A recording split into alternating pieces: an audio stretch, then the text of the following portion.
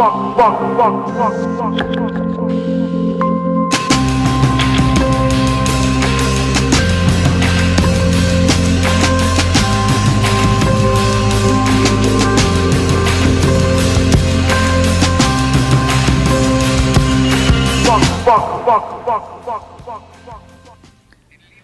the book of Genesis, chapter 2, and in verse 24, the Lord, He specifically spoke to the couple, and He gave instructions, very precise instructions. Therefore, a man shall leave his father and mother, and be joined to his wife, and they shall become one flesh.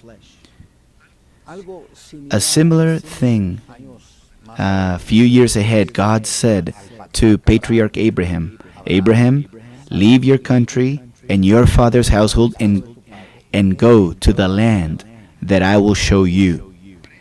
It seems that in God's divine purpose, there are always steps where God's children, we will have to take some steps of faith that will imply letting go, like letting go of that which we are accustomed to, letting go of our world, of our family, of our friends, and so on. In the case of Abraham, God said to him, leave your family.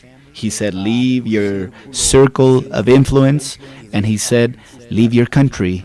And so Abraham believed God, and he set out believing that God had a destiny, a better destiny for him. Now, in marriage, within marriage, something similar happens, because some people want to bring their parents home into their own home, and they don't want to have an identity of their own. And the Lord thinks that everyone should have their own identity and should have their own light and their own splendor and be able to grow together in order to build an offspring for God. Now, it's not that the Lord is against families, but a lot of times family members, they tend to not be prudent, and they tend to bring advice that is not right. And that is when some relationships are affected because of interference on behalf of people that, for their own reasons, they just release words that are not edifying, but words that contaminate. Now, as a couple, if you try to achieve God's divine purpose, then you must keep in mind a few fundamental aspects for your marriage to be able to reach a full maturity, understanding that Solomon said that the path of the righteous is like the light of dawn, that it just grows and grows until it's a full day. So within marriage, every day you must grow. You must grow and not go back, take a step back. You must try to grow more and more in the Lord, grow more and more in the Word, grow in your friendship with God until you get to a full maturity. And we grow when we learn to relate with God and to His Word. The Lord Himself, on the Sermon of the Mountain, when He finished His message, He said, anyone who hears my word and puts it to practice, I will compare him to a wise man who built his house upon the rock, on a firm ground. And on the moment of testing, when rain came down and rivers came in, and then winds struck the house, it did not fall because it was founded on the rock. But those who hear my word and do not put it to practice are like the foolish man who built his house on the sand.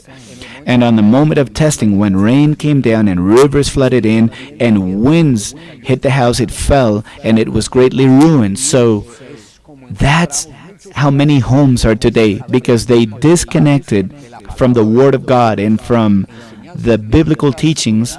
They were turned into chaos. But what causes any marriage to be solid is in the way they relate to the Word of God, and also that men will learn to follow principles in their home, like respect, because respect is something that should never be lacking in a home, in a marriage.